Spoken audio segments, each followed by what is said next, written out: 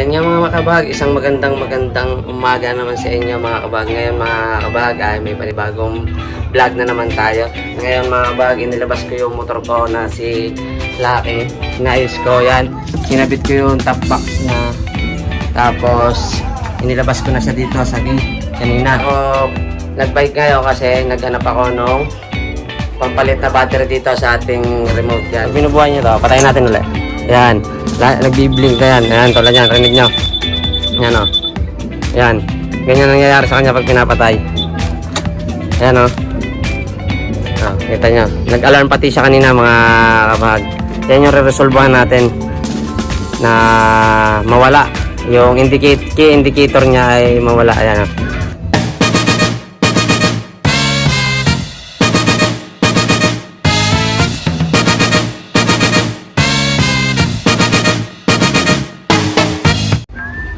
Ayun nga pala mga kabahag, bago umpisahan itong aking video at vlog na sumabit. Shoutout po sa inyo sa lahat ng aking mga subscriber at mga sumusubaybay. At na shoutout nga pala kay Region. Pasensya na, ngayon lang kita na shoutout at sa mga co-vlogger natin sa Tigasin Vlogs at yung iba pa, Lester TV. At yung iba pong mga vlogger na mga tumutulong sa akin tulad ni Karamay Moto, maraming salamat sa inyo. Isang malaking shoutout sa inyo lahat at sa mga hindi ko na banggit, shoutout na rin po sa inyo. Yun nga pala mga kabahag, bago natin napaltayin yung battery ng ating remote ay umabot din siya ng 1 year and a half. Ayun nga mga kabahag, isang magandang umaga naman sa inyo mga kabahag. Ngayon mga kabahag ay may panibagong vlog na naman tayo. Kaya ngayon mga kabahag, inilabas ko yung motor ko na si Lucky. Inayos ko yan. Tapos inilabas ko na siya dito sa gate kanina. Ngayon, nung i-start ko na siya mga kabahag ay ayaw niya nang gumana. Ayaw nang gumana nung push start niya mga kabahag. Kasi keyless malimit na siyang nagloloko yung key indicator niya. Yung key indicator niya kasi mga kabahag yung laging nagbi-blink. Tapos pag pinatay mo siya, mag-a-alarm siya mga kabahag. Ngayon, try natin siya i-resolve mga kabahag. Kasi naghanap ako nung pampalit na battery dito sa ating remote yan mga kabahag. Baka hindi niya na kasi ma-detect at lobat na to. Ngayon mga kabahag, umpisahan na natin at papalitan na natin siya ng battery. May binilaw akong battery nandun sa bag ko. Ayan nga mga kabahag, pakita ko muna sa inyo na nagluloko na talaga siya. Minsan gumagana to si Lucky, minsan hindi. At kasi lumalabas tong indicator dito, yung nabubuhay pag ino-open yung kanyang keyless. Yan. Pag binubuhay nyo to, patayin natin ulit. Yan. Nagbi-blink na yan. Ayan, tulad yan. Rinig nyo. Yan o. Yan. Ganyan nangyayari sa kanya pag pinapatay. Ayan o. Kita nyo. Nag-alarm pati siya kanina mga kabahag. Yan yung re-resolvehan natin. Tapos patayin natin ulit. Yan yung mangyayari. Nawala. Nagloloko na talaga siya mga kabahag. At sa biyahe, lagi ko na encounter yan. Lalabas yung key indicator niya. Tapos pag pinatay mo siya, mag-alarm siya. Resolvehan natin siya na subukan natin palitan ng battery. Bumili ako ng battery. Hindi man siya original na tulad nung nakalagay dito na Panasonic. Try na lang natin muna. Tapos maghanap na lang ako ng may ipalit na original mga kabag. Let's go! Yan yung mga kabag. Mag-umpisa na tayo. Kaya mga kabag, ito yung remote niya. Ito yung remote. Bale, open natin siya. Lumalabas pa yung error code 51 niya mga kabag. Na-encounter ko yun. Error 51 siya yung code niya. Ngayon, ito na yung battery.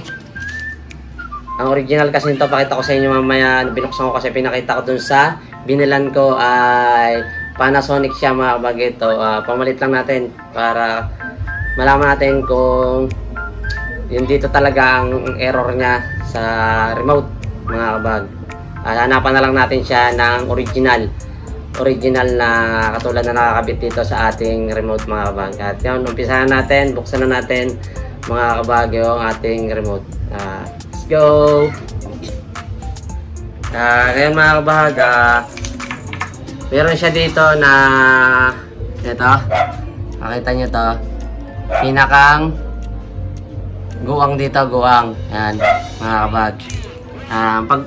Ang pagbubukas nito mga kabahag, try natin tong barya. Ito, may barya ako dito sa susihan ko. Tapos singit natin dito at i-flip natin ng pagganon. Yan. Ito kasi. Yan. Siningit ko lang dito mga kabahag.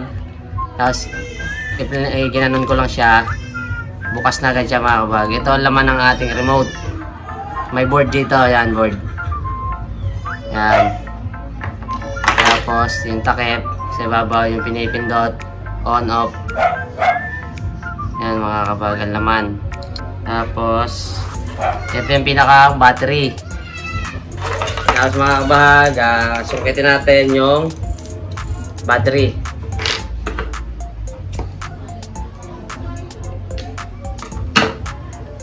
Yan mga kabahag, natanggal na natin siya dito. Ngayon mga kabahag, ito yung brand ng ating battery. Yan. Ano siya? Yan. Panasonic CR2032 Industrial 3 volts, made in Indonesia nakalagay. Yan mga kabahag. Ngayon mga kabahag, ito na yung ipapalit natin. Tanggal natin. Ito, tanggal natin siya.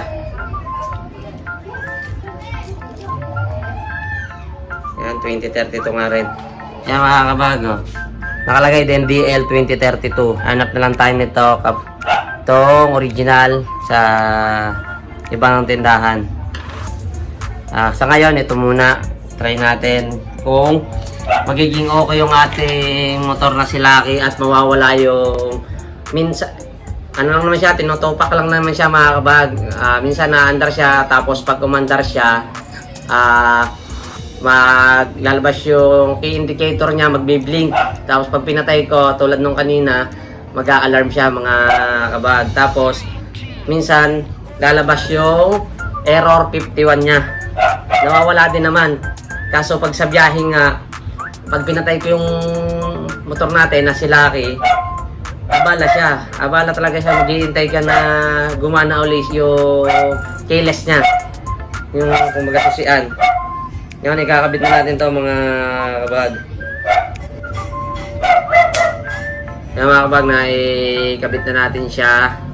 Yan, madali lang naman siya ikabit. Yan mga kabahag, ito na yung board niya na mga kabahag. Ibabalik ko na yung ating takip ng remote. Pagpatungin lang uli natin.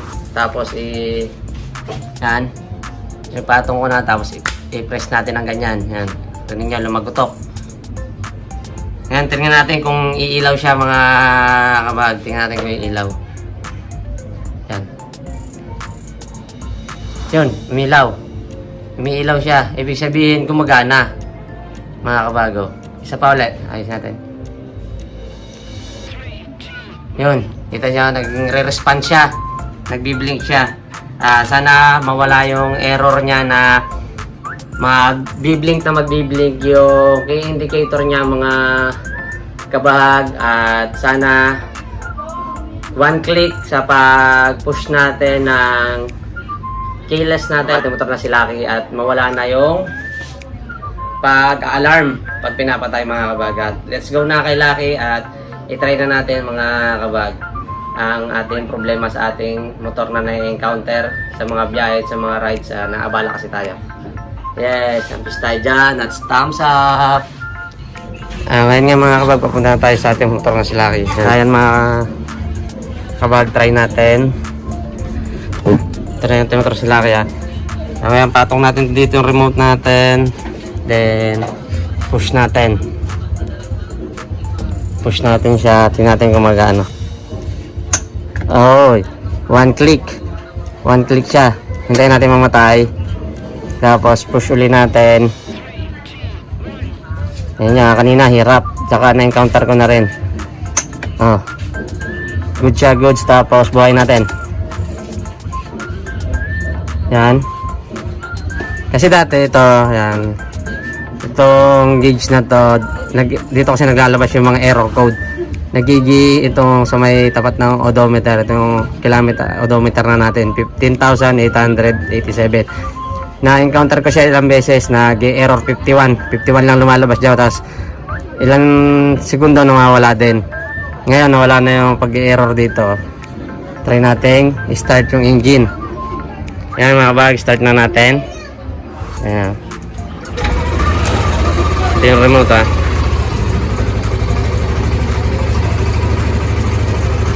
Sana ma-resolbahan yung error 51 at yung pag-alarm niya, tapos yung pag-indicate, yung pag-blink ng ating key indicator. Yan yung pag binubuhay, makikita nyo dito. Ayan, try natin, makikita nyo yung logo nya. Ito dito, yan yung logo. Yan o, hindi siya nailaw ngayon kasi buhay na. Pag open nyo, yan lumalabas. Try natin ipatayin siya. Yan o, tingnan natin kung magbiblink pa o namamatay na siya. Goods din yung pagpapalit natin ng battery mga kabag. At tapos nawala na rin yung pag-alarm nya. Yan pag-alarm nya mga kabag. Try ulit natin. One click na siya. Hindi ko lang naipakita sa inyo kanina yung paglulukon nya. Ayaw naman umandar. At magkakarwas din sana ako pagkatapos. Ngayon binila natin ang battery to. At niresolbahan natin yung error 51.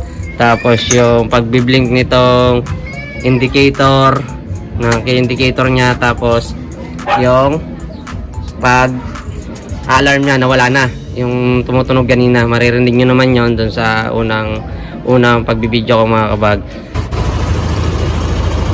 Kasi kahit umaandar siya mga kabag, lumalabas yung key indicator nya dito. Iisip ako, nag-worry ako na baka may maging epekto sa ating motor at baka itirik tayo sa biyahe.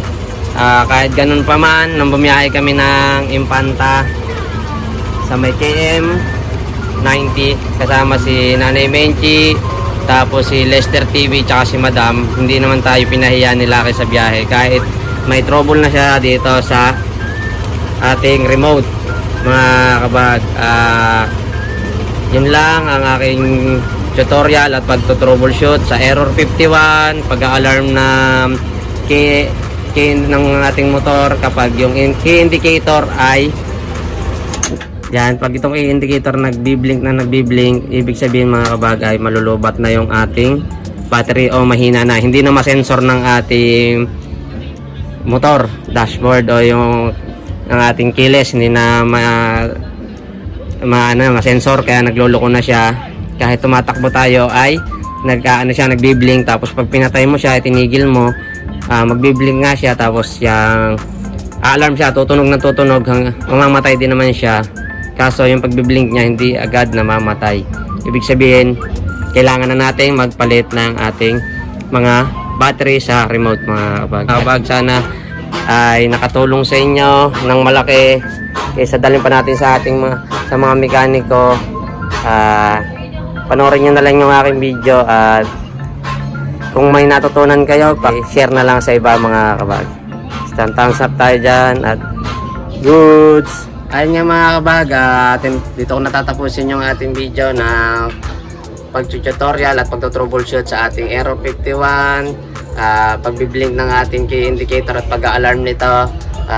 Sana nakatulong sa inyo mga kabag. At yun nga, kung napadala kayo sa aking channel, huwag mahiyang like at pakishare na rin mga kabahag, at paki-hit na notification bell para maging updated kayo sa aking mga video. Paki-like, share and follow na rin. Ganun din sa aking Facebook page mga kabahag. Isang thumbs up tayo dyan at isang peace out. Bye bye, Lucky.